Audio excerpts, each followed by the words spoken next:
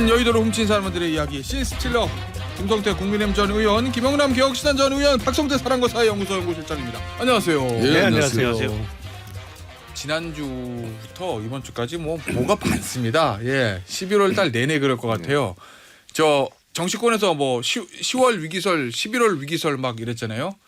위기는 이제 그 분들 몫인 거고 저희 방송하는 저희 입장에서는 11월 마구마구 아이템설이라고 아이템들이 좀 쏟아져 나오고 있습니다. 예. 근데 정말 위기는 정치가 아니고 경제예요, 지금. 아, 맞아요.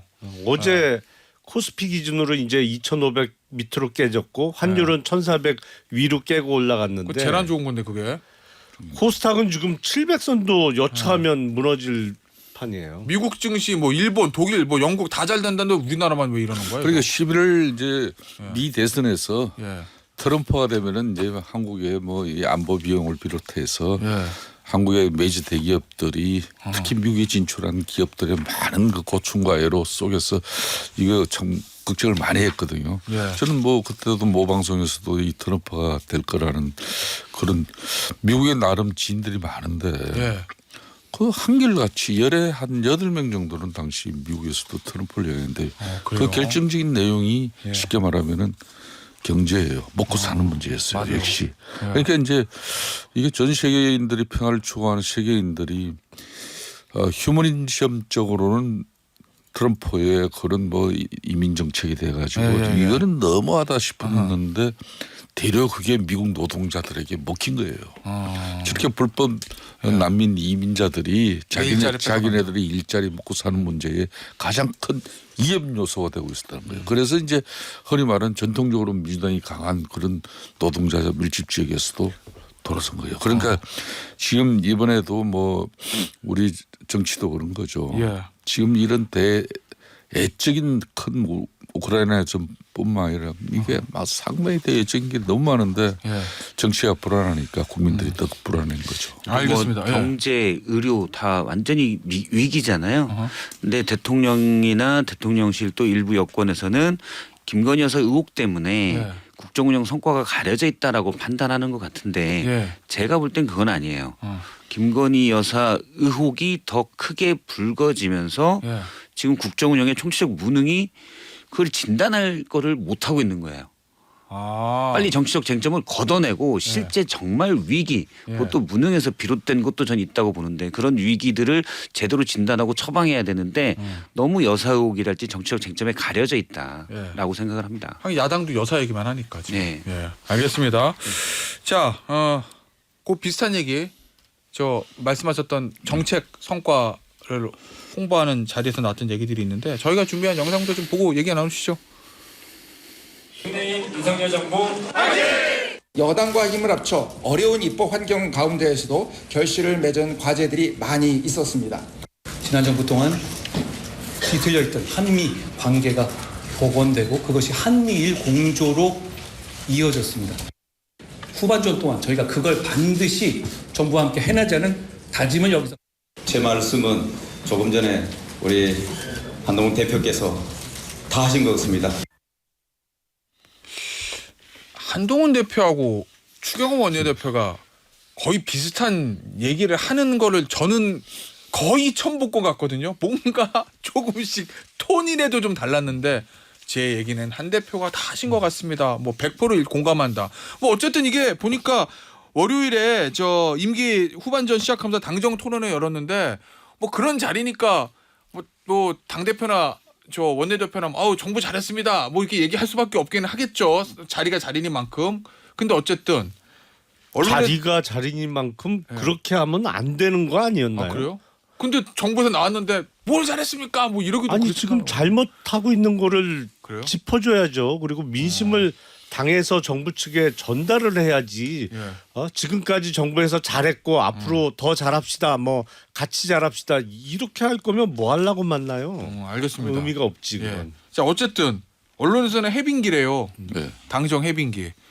저 의원님 거 보시니까 막 가슴이 다 막 풀어지고 막 뭐 막혀있던 거 막 속이 뚫리고 쫙 편안해지셨습니까? 해빙기란 단어에. 이 정치는 말이에요. 예. 저 세상 만사가 다 뭐 영원한 게 없다 그러지만은 예. 정치는 정말 이게 뭐 오늘의 적이 내일의 동지가 되고 오늘의 동지가 내일의 적이 되고 예. 조속으로 변하는 게 정치예요.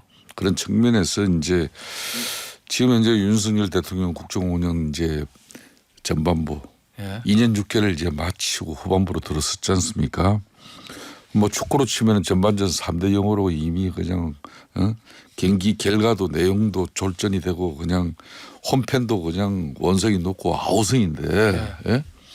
이걸 이제 후반부에 역전을 시키려면은 이게 감독이든 선수들이든 코치든 다 손발이 맞아야 후반 역전을 이뤄낼 수 있죠. 그런 측면에서 이제 한동훈 대표는 아마 역대 대한민국 헌정 역사상 집권당 대표가 국민의 몫을 가감없이 그 결기로 그대로 있는 그대로 전달하려고 한 역대 당대표 흔치 않아요.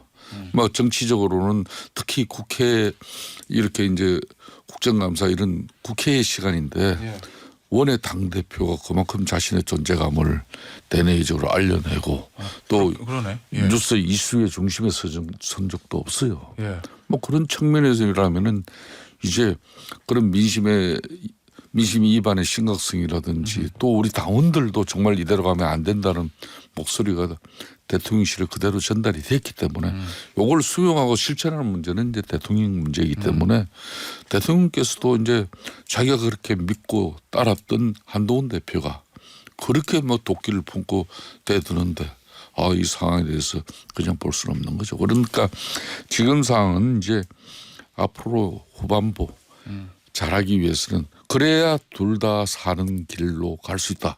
그걸 이제 이 뭐 싸우는 과정에서 다 보여준 거예요. 그래요? 싸움을 원래 하고 나면 달라지는 겁니다. 그럼 결국에는 저 갈등을 최고조로 올랐다가 대통령도 한 대표 요구를 좀 들어주고 그러니까 한 대표도 좀 이제 톤을 좀 낮추고 그래서 이제 해빙기로 들어갔다 뭐 이런 관측이시거든요. 김성태 의원의 내부의 중진 의원의 진단은 김영남 의원은 전 친정이시고 근데 지금 고개를 갸웃하시는 게 저기 더 싸울 것 같은데 약간 이런 느낌. 제가 보기에는 한동훈 대표가 본인의 역량이 아직 부족하다는 거를 깨달은 거 아닌가 싶은데요. 그 얘기는 그래서 톤을 낮춘 거다. 그렇죠. 그러니까 맞서 싸우기에는 이게 해보니까 새가 부족하다는 걸 느끼고 당분간은 조금 시간을 버는 작전 아닌가 싶어요. 그 속된 말로 꼬리 내리는 거다 뭐 이런 말씀이세요? 뭐 그렇게도 볼 수 있죠. 왜냐하면 친한계라고 표현은 많이 되지만 저는 친한계 의원이 정말 몇 명인지 잘 모르겠어요.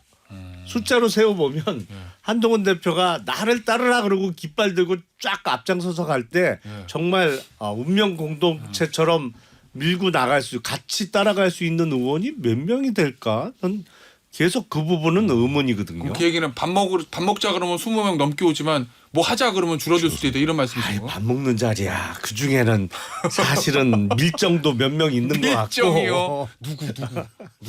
아니 좀 예. 갸우뚱 그래요? 하는 사람이 있잖아요. 좀 왜 갔지? 뭐 이렇게 생각되는 사람. 누구? 이거 재밌네. 누구? 몰라요. 그 성만 영어로 다 틀리지. 보는 그래요? 각도에 따라서는 틀릴 수 있는데 그 한동훈 대표가 지금 벌어지고 있는 상황과 관련해서 글쎄 지금 윤석열 대통령은 아직 2년 6개월 임기가 남은 대통령이고 그리고 어쨌든 대통령이 가지고 있는 어마어마한 권력 때문에 이게 확실히 구심점은 되거든요. 그 주변을 안 떠나려고 하는 사람들은 많단 말이에요. 어쨌든 뭐래도 얻어가질 수 있기 때문에 그에 비해서 본인 당대표로서 일단 총선 전에 임기가 끝나는 그리고 지금 국민의힘의 당원 당규에 의하면 지방선거 전에도 물러나야 되는 당대표로서는 힘이 약하다는 거를 좀 깨달은 거 아닌가 싶어요. 박 실장은 어떻게 분석해요? 지금 앞서 보여준 영상에서는 당정 갈등으로 계속 비춰졌던 이제 대통령의 입장을 대신 대변한다는 추경 원내대표와 한동훈 대표가 같은 목소리를 내면서 이제 화합에 나서는 건가? 어쨌든 최소한 봉합은 하는 건가라는 얘기가 라고 볼 수 있는 상징적인 장면이잖아요. 그런데 대통령이나 추경호 원내대표가 바뀌어서 봉합이나 화합을 하면 나을 텐데 예. 문제는 한동훈 대표가 바뀌어서 거기에 붙여갔다는 거죠. 한동훈 대표는 지금까지 메시지상으로는 계속 국민 눈높이를 앞세웠어요. 그런데 그러면 국민 눈높이 예를 들어 대통령 국정 운영에 대해서 이게 바뀌었냐? 제가 볼 때는 안 바뀌었습니다. 지난 기자간담회에서 확인할 수 있었던 건 대통령의 상당히 부족한 현실 인식. 그냥 내 멋대로 해석이거든요. 근데 그거를 쇄신에 대한 약속이라고 규정해 놓고 거기에 붙어요. 물론 그런 건 이해를 합니다. 한동훈 대표가 일단 뭐 당정 분열로 보일 수가 있기 때문에 보수 분열로 비칠 수가 있기 때문에 뭐 몇 분 얘기하는 것처럼 뭐 삼보 전진을 위한 일부 후퇴. 만약 그런 스탠스라면 저는 뭐 있을 수도 있다고 봐요. 예. 그런데 그렇게 해석하기에는 초기부터 그러면 메시지가 너무나 강했고 예. 너무 거칠었어요. 대통령에 대한 메시지. 그러니까 너무 급변집이다 뭐 이런 말씀이신 거구나. 그렇죠. 그러면 이게 지금 이 정도 하려면 전략적인 수순을 갈 거면 예. 애초부터 그렇게 갔었어야 돼요. 근데 애초에는 정말 곧고 아주 추상적이면서도 명쾌한 아주 명확한 메시지를 내놓고 이제 와서 갑자기 전략적 수순으로 가요. 저는 그러면 이거는 한동훈 대표의 애초에 전략 없음, 애초에 무능력 이걸 보여주는 거라고 봐요. CBS 인터뷰에서는 절벽에 너는 왜 절벽에 뛰어내리지 않니? 나는 존 레논의 얘기하면서 절벽에 뛰어내릴 수 있으면 언제든지 뛰어내리겠다. 제가 지금 보는 모습은 절벽에 붙어있는 온갖 잔가지를 붙잡고 매달려 있는 모습이에요. 그러면은 애초부터 본인이 어떻게 할 건지를 명확하게 설정하고 갔어야 되는데 그건 아니라는 거죠. 그래서 저는 일부에서는 예를 들어 중도층이나 이런 쪽에서는 실망감이 이번에 꽤 클 거라고 봅니다. 근데 정치라는 것은 이렇게 항상 극한 뭐 언행과 또 뭐 행동 실천을 통해 가지고 이렇게 이제 국민들에게 뭐 여론을 환기시키고 그 여론이 또 자기 걸로 만드는 그게 가장 정치인이 가장 기본이에요. 이제 한동훈의 그런 결기 어린 뭐 그 요구 뭐 그런 것들이 대통령실에서 반응이 없고 바뀐 게 없는데 한동훈 혼자 왜 저렇게 갑자기 그 강한 그 도끼 어린 목소리 내놓고 저건 뭐야 그러는데 그런데 제가 볼 때는 이런 거죠. 이게 정치라는 것은 이게 그동안 한동훈 대표가 역대 이제 수직적 당정 관계에 국민의 목소리를 가감없이 전달하지 못하는 유명무실한 그냥 집권당 국민의힘 이렇게 보잘것없이 보였는데 한동훈 당대표 체제에서는 그래도 수직적 당정 관계를 수평적으로 이렇게 펴내면서 집권당이라는 거는 국민의 그 아픈 목소리를 가감없이 또 대통령이 받아들이기에는 상당히 아프지만은 그 전달하는 게 대단히 중요한 건데 그 역할은 한 거죠. 그러니까 그런 측면에서 지금부터는 이제 그 전까지는 이제 자신의 시간이었고 예. 지금부터는 그걸 실천하고 또 국민들에게 본인이 국민의 눈높이에 맞는 국정 운영의 대전환을 요구했으니까 어떻게 전환시키는지 이거는 이제 대통령 시간이다. 그 결과를 지금 한동훈 대표는 지켜보고 기다리겠다 이런 거죠. 그러니까 알겠습니다. 요게 뭐 굳이 정치 초년생이기 때문에 미숙해서 그렇다 이렇게 단정하기만은 좀 그래요. 대통령은 MBTI가 안 바뀌어요. 그걸 기대하면 안 됩니다. 그래요? DNA에 새겨져 있어요. 자 그러면 어쨌든 지금은 이제 뭔가 예전에 그 갈등이 확 증폭되는 건 같진 않아요. 지금 이 순간은 요게 언론에 표현한 해빙기 이게 이제 언제까지 갈 거로 보세요? 계속 갈까? 2년 반이 남았는데 아직 어느 순간 또 얼어붙을까?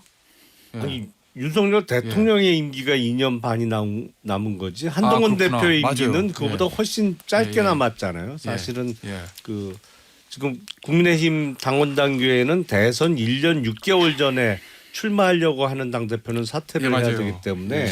임기가 사실은 얼마 안 남은 거죠. 근데 이달 말쯤에 있을 재표결. 그렇죠. 예. 김건희 특검법 재표결 때 어떤 결과가 나오느냐에 따라서 예. 제가 보기엔 기존과 똑같은 아니면 비슷한 결과가 나온다고 하면 예.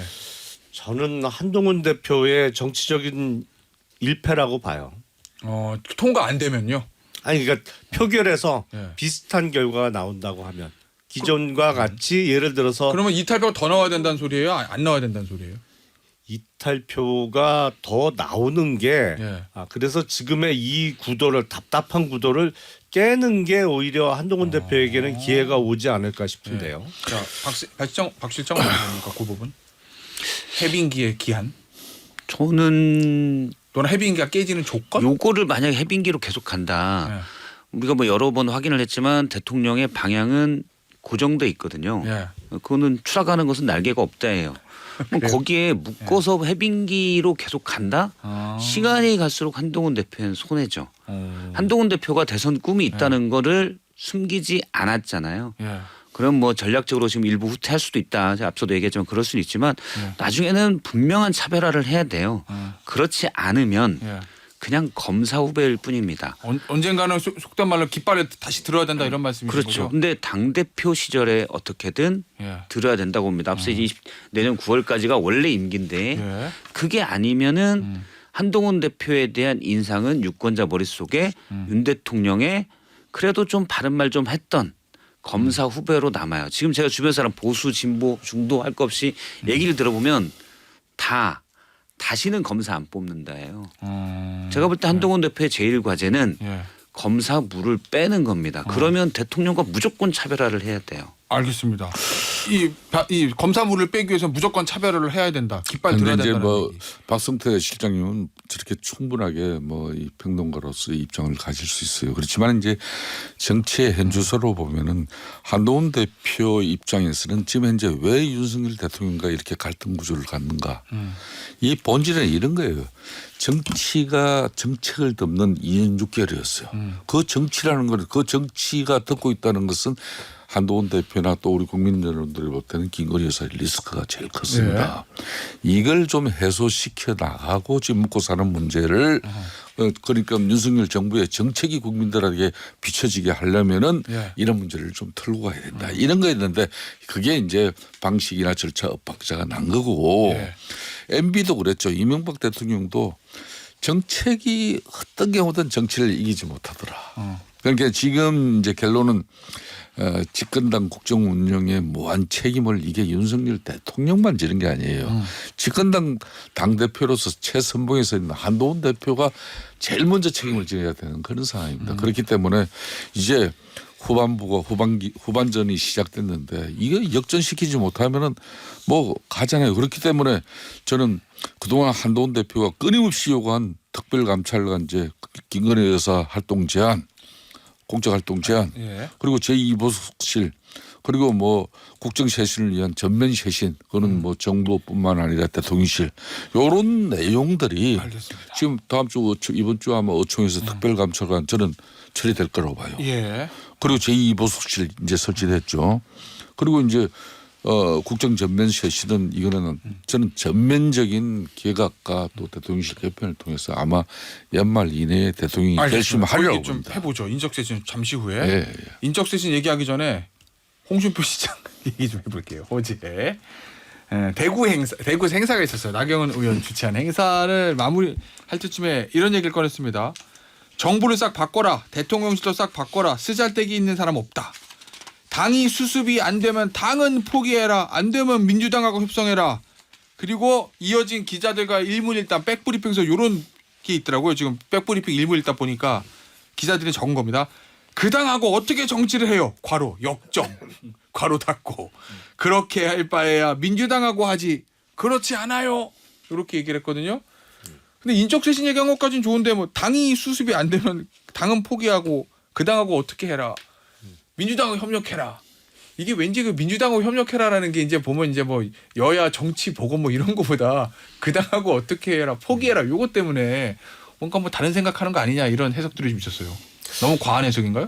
제가 보기엔 노 정객의 조급함이 읽히는데요. 조급하며 어떤 예. 조급하며? 아니 그러니까 지금 예. 홍준표 시장이 대구에서 시장하면서 예. 답답해서 아주 그냥 뭐랄까요? 엄청 조급해하면서 답답해하고 계신 것 같아요. 그러니까 지금 국힘이 뭐랄까 홍준표라는 오랜 경력을 가진 그리고 이미 당 대표를 2번씩이나 했던 그 노정객에 대해서 SOS를 치고 예. 빨리 와서 당을 구해달라. 뭐 지금 여권에 이 위기 상황을 당신밖에 구할 사람이 없다 이런 신호가 와야 되는데 예. 전혀 모른 채 한단 말이죠. 뭐 대구에서 시장을 열심히 하세요. 뭐 이런 분위기잖아요. 예. 그리고 당은 당대로 한동훈 대표가 어쨌든 당대표로 계속 갈 것 같고 다른 그 변화의 기미가 안 보인단 말이죠. 예. 그 홍준표 시장은 이걸 깨고 싶은 거예요 지금. 이 알겠습니다. 상태로는 안 된다. 본인 입장에서. 본인이 뭔가 하고 싶다라는 건데 자 박설태 실장 국문학도 예. 홍준표 대표의 말을 해석을 해야 돼요. 그런데 몇 개 자료를 더 드릴게요 제가. 아, 그래요? 지문을 어제 백브리핑에서 기자들 대연정 하자는 얘기입니까? 그랬더니 대연정이 아니고 나라를 위해서 좀 했으면 좋겠다. 뭐 이렇게 답했어요. 그 얘기하니까 대통령이 뭐라던가요? 그랬더니 뭐라고 답했냐면 그건 대통령실 취재하세요. 나한테 묻지 말고 이랬습니다. 마지막에 요 얘기도 있어. 여차하면 대통령이 이 당 나갈 가능성도 있습니까? 그랬더니 뭐라고 그랬게요? 홍준표 시장이. 답이 없어. 점점점입니다. 홍준표 대표의 시장의 속내는 뭐예요? 속내를 사실 고민할 거 없어요. 홍준표 대표의 거의 모든 시장. 메시지의 1번은 홍준표 시장의 거의 모든 메시지의 중점은 한동훈 싫어요예요. 그냥 눈은 대선에 가 있고 예. 지금 가장 강력한 여권 후보로 한동훈 대표가 나오잖아요. 예. 그래서 계속 견제를 하는 겁니다. 그러니까 지금에 있어서 홍준표 시장이 어제 했던 얘기는 어떤 맥락으로 해석이 되냐면 예. 한동훈 대표가 과거에 대통령과 대립각을 세우면서 멋있는 말은 다 해놓고 이제 와서 다시 화합한다고 그걸 두고 볼 수가 없다는 거예요. 그래서 다시 한번 한동훈 대표는 원래 우리 편도 아니고 대통령을 괴롭혔던 사람이에요. 대통령님 얘랑 손잡을 생각하지 마세요. 라고 계속 얘기합니다. 자기 스탠스를 유지하고 어떻게 보면은 한동훈 대표가 이전에는 대통령과 대립각 세웠다 지금은 홍 시장이 계속 가져왔던 스탠스로 가까이 오는 거잖아요. 알겠습니다. 광고 듣죠. 광고 좋아요. 그래서 말씀 다 하셨어요? 더? 까먹었어요. 광고 시간에 여기 선배님들하고 다른 얘기하다가 네. 광고 시간에 얘기하다 까먹는 얘기했는데 본인이 까먹는 사태가 발생했습니다. 어쨌든 홍준표 시장의 눈은 무조건 한동훈 대표가 대통령이랑 가깝게 지내려고 하는데 그건 원래 홍준표 시장이 가지고 있던 포지션이잖아요. 여긴 내 자리야. 그러니까 아예 국민의힘 여당이랑 얘기하지 마라. 대통령에게 그런 얘기를 했다. 그걸 이제 기자들에게 얘기하는 거죠. 계속 한동훈 대표의 포지션을 각인시켜주는 그런 거라고 봅니다. 그러면 한 대표는 결코 대통령이랑 가까워질 수 있는 사람이 아니니까 제 멀리하세요. 요런 뜻, 한 대표 멀리하세요. 요런 뜻이란 말씀이신 그렇죠. 거죠? 근데 뭐 저는 뭐 인적 쇄신도 홍준표 시장이 한 달 전에 대통령에게 얘기했다고 하지만 전혀 영향이 없잖아요. 대통령도 그냥 네 그러고 말았을 것 같아요. 그래요? 네. 저 김성태 의원 어떻게 보셨어요? 홍 대표, 그러니까 이제 홍 시장의 요 발언들 해석하기에 따라서는 조금 과감한 발언이라고 볼 수도 있어요. 그렇습니다. 홍 시장은 몸은 되고 있지만은 뭐 2027년 다음 대선을 위해서 끊임없이 자신을 불태우고 있고 또 자신을 또 단련시키고 있고 뭐 그런 측면에서 한동훈 대표는 홍준표 대표 입장에서는 만일 한동훈 대표가 아닌 다른 사람이 또 한동훈 대표의 우리 국민의힘 차기 유력 뭐 대선 예비 후보자다. 이제는 그 번호를 또 공개할 겁니다. 그래요? 뭐 그렇기 때문에 뭐 어제 한 이야기는 그동안 뭐 본인의 마음 속에 있는 내용을 그대로 토로한 건데 그렇다고 뭐 지금 현재 뭐 당이 수습 안 되면 당은 포기하고 뭐 민주당하고 협상해라 뭐 이런 내용 한다고 해서 뭐 그렇다고 그게 대연정으로 이어지고 뭐 이런 건 아니에요. 그러니까 과거에 이제 DJ 정부 같은 경우도 당시 그때 민주당 80여석 가지고 정권 교체의 꿈을 이뤄냈잖아요.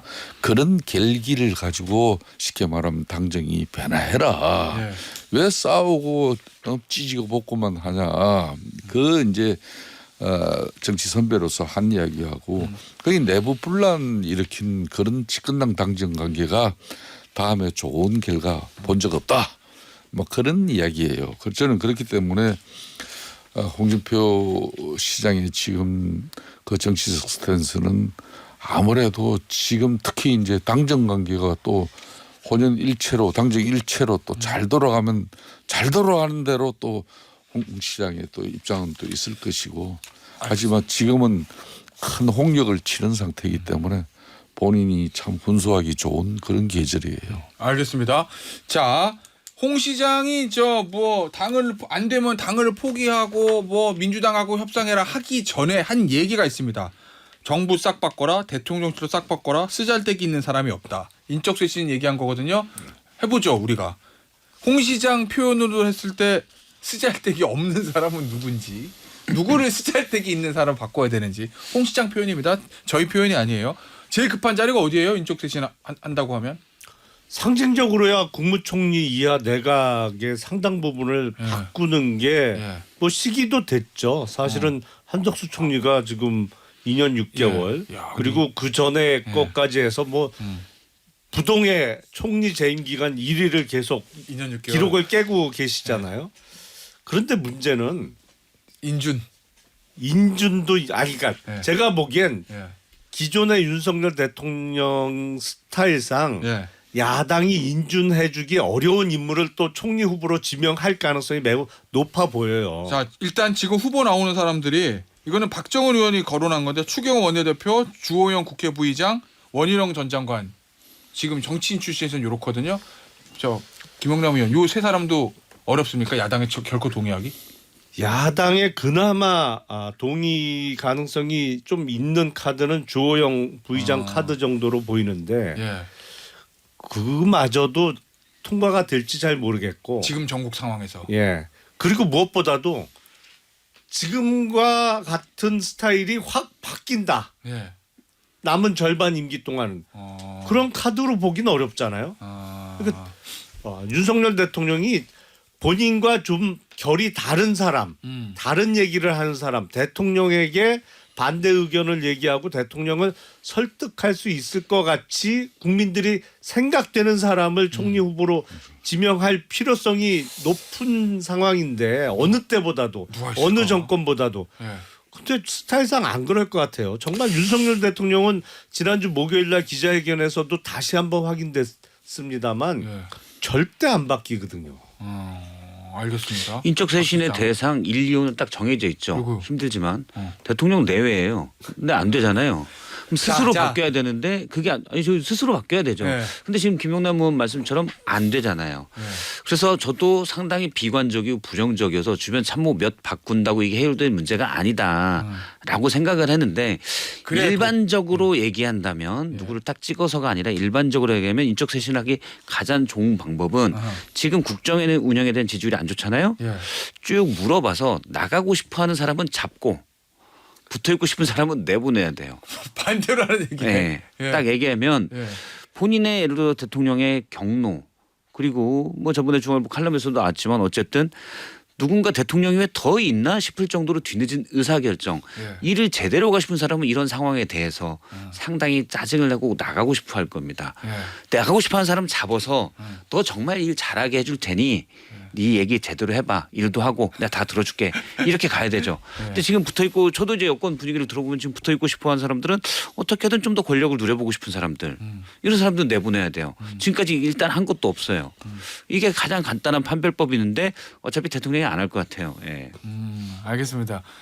의원님은 어떻게 보세요? 이거 대통령이 안 나온 카드 중에 총리 카드 하나. 대통령의 국정 쇄신은 사실상 이제 대통령이 모든 걸 다 할 수 있고 모든 뭐 전지전능한 그런 뭐 역할이 지금 우리 국민들의 눈이나 특히 야당의 입장에서는 그렇게 보시면 사실상 어떻게 쫄피 보면 아주 제한적이에요. 대통령이 유일하게 할 수 있는 게 인사예요.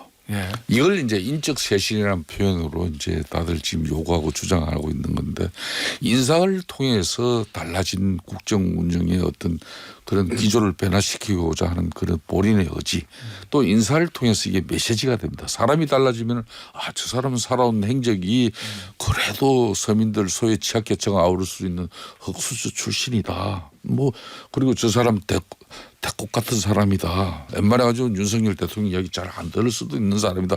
이런 사람들을 국정 운영에 전면 배치를 시켜버리면 벌써 국민들의 시각이 달라지는 거거든요. 저는 그런 측면에서 한덕수 총리 이후에 그럼 국회 총리 인준 동의를 걱정하면은 이건 백날 가도 못합니다. 저는 윤석열 정부의 윤석열 대통령의 국정 운영의 그런 어떤 큰 변화의 가장 시작은 정말 국민이 납득하고 수용할 수 있는 그런 또 야당도 그런 좋은 총리감을 상고출을 해서라도 모셔가지고 국회 인준동의안을 넘겼는데 그걸 뭐 민주당 이재명 대표 체제에서 이런 것을 저런 것을 해가지고 인준 절차를 미루고 인준을 부결시키고 그러면 확 달라집니다. 그러니까 그거 한독수 총리 이후에 국회 인준 동의 때문에 이걸 못한다 이런 그건 이야기는 핑계다. 그건 좀 맞지 않다고. 그럼 국민이 납득할 수 있는 사람 데려도 지지도가 높아지면 야당도 어떡하지 하고 동의할 수밖에 그러니까 없다 이런 말씀이신 건데. 그러니까 이제 결국은 좋은 총리감을 세워야 되는데 그걸 뭐 이 자리에서 뭐 누군 되고 누군 안 되고 이거는 요 얘기 나왔어요, 의원님. 저기 얼마 전에 동아일보에서 국정 후반기 맞아서 이제 원로들이나 전문가들한테 물어봤거든요. 대통령 뭐 어떻게 하면 되느냐? 그 재원 중에 그 윤평중 한신대 철학과 명예교수 예전에 한때 조선일보에 칼럼 많이 썼던 그 윤평중 교수가 이렇게 얘기했습니다. 국민의 허를 찌를 정도로 과감하고 대대적인 쇄신이 아니면 안 된다. 자, 이제 강론 들어가요. 윤 대통령에게 가장 날카로운 비판을 할 수 있는 가령 땡땡땡 전 의원 같은 인사를 국무총리로 데려오는 거 누구게요? 유승민? 네. 그렇겠죠. 근데 제가 보기엔 차기 총리 후보는 윤석열 대통령이 지명하면 저는 안 된다고 생각해요. 야당한테 줘라. 추천. 야당의 복수 추천을 받아서 복수 추천 받은 야당 측 추천 인사 중에 한 명을 지명하는 방식으로 가야지 일방적으로 윤석열 대통령이 누굴 지명하는 거는 그 사람이 워낙 뭐 아무리 좋은 사람이라도 일단 윤석열 대통령에 대한 그 신뢰도가 많이 떨어져 있는 상태라 국회 통과 어려울 김용남 겁니다. 의원님의 말씀은 이제 윤석열 정부가 대연정의 시작이라고 해도 과언이 아니죠. 만일 야당에게 복수의 총리 후보감을 추천해라. 그래서 이제 대통령이 그 수용 여부를 지금 결정한다. 그래야 되는 상황이죠. 그러면 이제 상황은. 이거야말로 대연정이다. 알겠습니다. 그럼 그 총리에 의해서 결론은 책임 총리가 되는 것이고 장관들도 그 총리에 의해서 이제 추천이 되는 거거든요. 그런 정도의 지금 현재 국민적 합의 이루어질 수 근데 있는 건 아니에요. 좋은 아이디어인데 민심은 이미 확인된 거 아닌가요? 그렇죠. 부정평가가 80%에 가깝고 지지율이 지금 20%가 안 나오는 상황인데 국민적 합의는 됐다고 저는 마지막 보는데. 처절한 몸부림이 이번 연말에 어떤 행태로든지 전면적인 인적 쇄신과 함께 또 국정 운영의 기조를 전환시키면서 이 큰 변화를 이끌어가는 그런 당정의 목소리가 저는 연말 안에 한번 크게 휘몰아칠 거라고 근데 예를 들어 보고 인적 있습니다. 쇄신이라고 하면 총리다. 그러면 대통령이 뭐 야당이 추천 좋은 아이디어예요. 야당이 추천했는데 그러면 힘을 실어줄 거냐? 그 문제가 걸리는 거죠. 오히려 예를 들어 대의- 유승민 전 의원 좋아요. 힘을 실어줄 거냐? 예를 들어서 의료대란 너에게 전권을 줄 테니 너라고는 안 하겠죠. 당신이 해결하세요. 뭐 25년도 정권 난 모르겠습니다. 당신이 견권을 가지고 해결하세요. 그런 정도의 공간을 열어준다면 야당이 추천하든 쇄신 있는 인사가든 돼요. 근데 만약에 대통령 성적이 지금까지 직원하고 이런 분들 다 배척했거든요. 그러면 총리 그런 분이 총리가 된다 한들 그냥 행사에 인사말만 다니는 총리가 되는 거예요. 그러면 의미 없습니다. 그렇구나. 알겠습니다. 저는 사실 개인적으로 총리보다 관심 있는 건 비서실장이에요.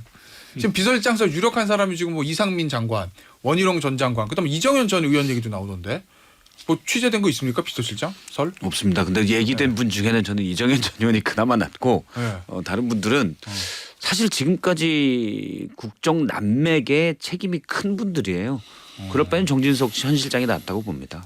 근데 이정현 전 대표가 만약에 비서실장으로 간다 그러면 이정현 전 대표 뭐 정호성 비서관 너무 이게 박근혜 정부 때 탄핵 각오로 가는 구조 아니에요? 그러네. 인물 구성 자체가. 그러네요. 그때 멤버들이네. 예. 오, 그렇구나. 그럼 또 좀 희한한 해석이 또 붙을 수도 있겠습니다. 만약에 되면. 하여튼 저는 그래서 대통령실 실장 누가 가고 그다음에 몇몇 인사들 비서관들 선임행정관들 어떻게 되나. 예, 뭐 국민의 의원들 인터뷰해 보면 실장 바꾸면서 싹 묻어서 할 거다 뭐 이렇게 예측을 하던데 뭐 지켜보시고. 명태균 씨 이야기 좀 해보겠습니다. 이 명태균 씨 영장 지금 내일 영장 실질 심사거든요. 그렇죠. 영장 나옵니까? 전직 부장검사 눈으로 봤을 때 검사들은 다 나온다고 하겠지. 발부되겠죠. 이 정도 사안이면. 그래요? 일단 지방선거 출마 희망자로부터 받은 액수만 해도 지금 2억 4천만 원이잖아요. 예. 이 정도면 영장 나오죠. 근데 문제는 예. 영장에 들어가 있는 범죄 사실이 너무 적다는 게 문제예요. 제가 보기에. 범죄 사실 너무 적다는 건 뭐요? 사실은 구속영장에 들어가 있는 범죄 사실은 예. 그 최종적으로 기소 불기소 결정을 할 때 뺄 예. 수는 없어요. 그거를 뭐 일부를 불기소하더라도 불기소 이유는 작성해야 됩니다. 예. 근데 영장에 안 들어가 있는 사실이 지금은 이 수사의 핵심이잖아요. 예를 들어서 김영선 전 의원의 2022년 6월 1일 선거의 공천 과정에서 대통령 부부가 어떻게 관여를 했느냐. 그리고 대통령 후보 경선, 당내 경선 과정에서 여론 조작에 얼마나 관여가 됐고 그 조작된 여론조사가 어떻게 활용이 됐느냐가 핵심인데 예. 그 부분은 지금 구속영장 범죄 사실에 하나도 안 들어가 있거든요. 다 빠져 있단 말이에요. 그래서 이 부분은 아예 수사 결과를 발표할 때도 이런 방구 얘기도 없이 끝나는 거 아닌가? 이런 생각이 좀 들어요. 알겠습니다. 아니 어제 저녁부터 단독 보도가 많이 나왔어요. 보니까 일단 MBC 거 볼게요. 우리가 알고 들었던 대통령 육성 취임식 전날 그 대화가 있기 전에 새벽에 이준석 당시 국민의힘 대표가 명태균 씨한테 메시지를 보냅니다. 윤희 김영선 경선하라던데 명 씨가 당선인이 그런 말 한 적 없다던데 이렇게 답했습니다. 그리고 나서 대통령과의 명태균 씨 통화가 있었죠. 김영선 좀 해주라는데 말이 많네 당이. 요거 여러분 들어보셨던 거 비슷합니까? 예. 말이 많네 당이. 노력에 대해서는 인정합니다. 요 억양은 좀 비슷한 것 같아. 예. 그리고 나서 명태균 씨가 이준석 당시 대표에게 다시 메시지를 보냅니다. 윤 대통령에게 전화가 왔다. 윤상현 의원에게 전화해서 김영선으로 전략 공천 주겠다고 말씀하셨다. 요 메시지 보냈다는 거거든요. 박 실장, 예. 요 보도를 통해서 새롭게 알 수 있는 사실 뭡니까? 그냥 대통령의 공천 개입, 사실은 대통령이 공천 결정자였다. 예. 요 부분은 명확히 좀 드러나는 것 같아요. 그다음에 이제 이준석 의원이 과거에는 난 전혀 관여가 없다 했는데 관여는 돼 있었구나.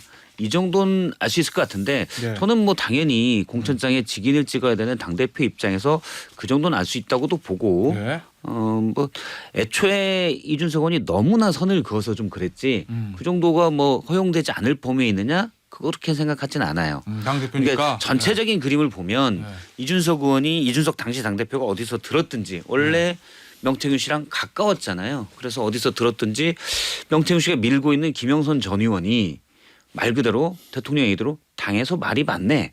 요 얘기를 들었을 수 있죠. 그래서 새벽에 문자를 보냅니다. 대통령이 경선한다는데 그거는 명태균 씨 김영선 전 의원 문제, 김영선 공천 문제 단도리 쳐야 될 것 같은데 이런 메시지일 수 있죠. 그러니까 아침부터 문자 보내고 여사한테 명태균 씨가 전화하고 해서 10시 12분 통화해서 대통령이 얘기하잖아요. 김영선이 하라 했는데 김영선이 회절하 했는데 당에서 말이 많네. 평생 은혜를 잊지 않겠습니다. 그다음에 강희경 씨한테 됐어. 여기까지가 그림인 것 같아요. 알겠습니다. 자, 의원님. 예.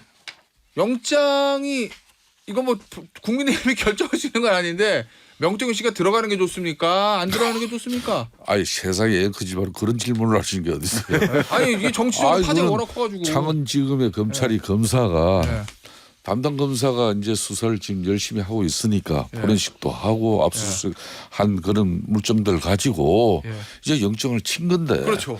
영장 친 결과는 이제 판사가 또 판단하는 당연하죠. 것이고 정치적으로 이걸 뭐 들어가고 안 되고 저는 뭐 법적인 판단으로 이거는 그 정치적 영역에 어떤 판단 유무유 분리를 갖다가 국민의힘이 어떤 게 어떤 가져서도 안 돼요. 이거는 그냥 있는 그대로 명명백백하게 검찰 수사를 통해서 그 진실이 국민들에게 올바르게 전달될 수 있는 그런 신뢰된 그런 검찰 수사 이것만 기대해야죠. 그 지금 뭐 오늘 보도 나온 거 보니까 의원님 USB가 아직 명태균 씨 측에 버렸다고 그래가지고 검찰이 확보를 못했는데 그 USB에서 대통령 음성 파일이라는 게 담겨져 있을 가능성이 높다는 거거든요. 근데 만약 검찰이 그걸 찾았어요. 예. 그래서 말이 맞네 당이 이거 말고 또 다른 대통령 육성이 막 공개됐어요. 예.